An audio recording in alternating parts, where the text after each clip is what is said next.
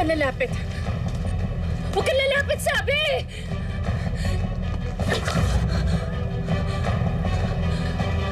Bakit, Gwen?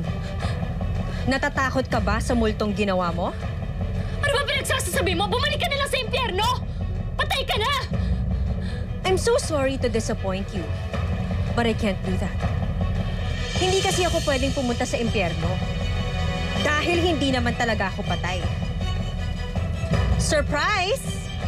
I'm alive. Hindi totoo yung sinasabi mo. Hindi ka totoo. Patay ka na! Nilibing ka namin! I think it's time that you wake up from this nightmare. Siguro naman maniniwala ka na.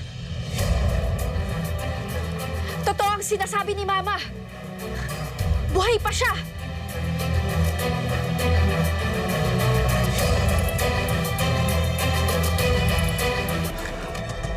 Okay. I get it now. Is this some kind of a prank, huh? Ariel, ano itong pakulo nyo? 40th day ni Rosel ngayon. Sino tong impostorang pinagpanggap ninyo, ha? Ang ganda ng prosthetics, ha? Kaya pwede ba? Itigil nyo na tong kalokohan ninyo. Hindi nyo na ginalang yung libingan ni Rosel.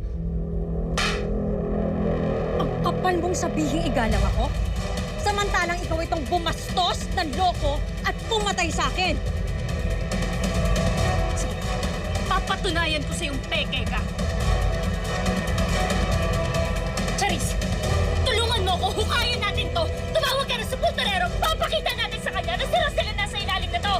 Tapos na yung palabas mo. Bistado ka na, Gwen. At ngayon, ihahatid naman kita sa impyerno.